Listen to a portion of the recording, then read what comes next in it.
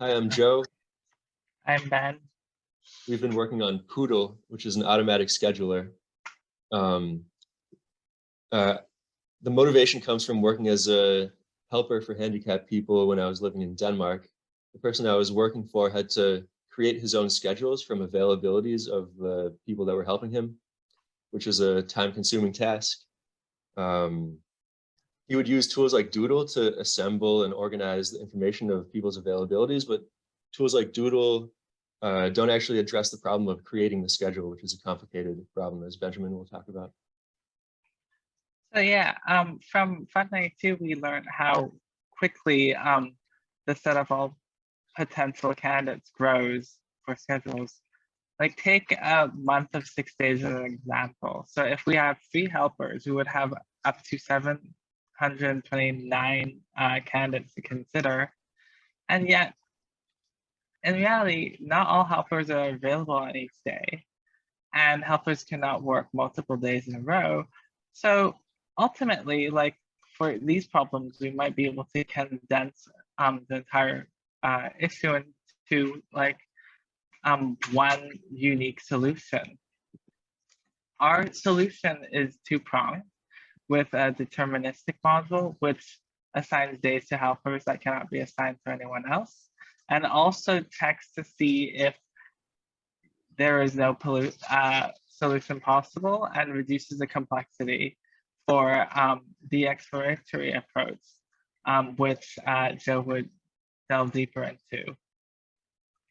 So we decided to try to use a depth-first search type of approach to solve for schedules given people's availabilities.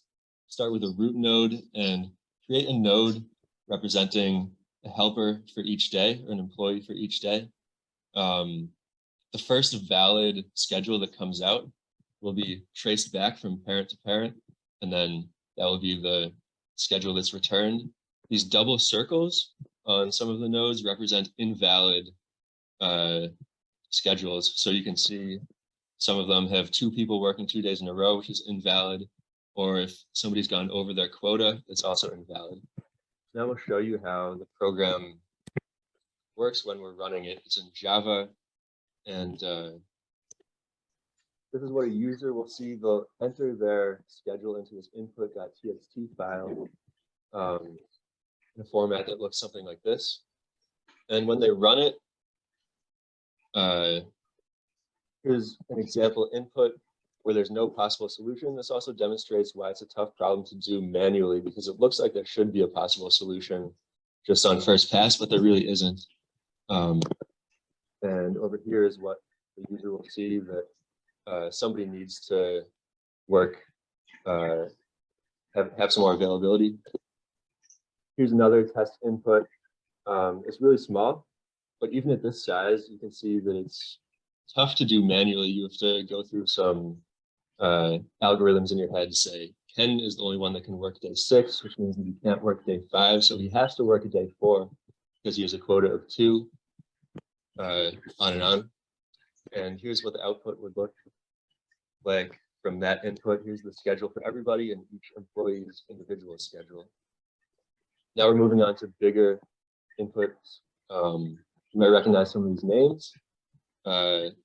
Here the different employees have a different quota for each day, which illustrates how the problem can become more and more complex to do manually. Here's the output from that input.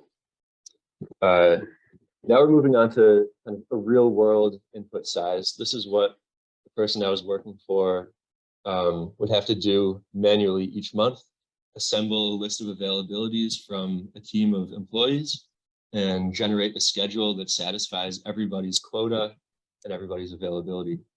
So this kind of size, this is becoming a real task to do manually, and is the inspiration for why you would like it to, to create something that can do it automatically. And here's the output. Everybody's quota is satisfied and everybody has their own schedule.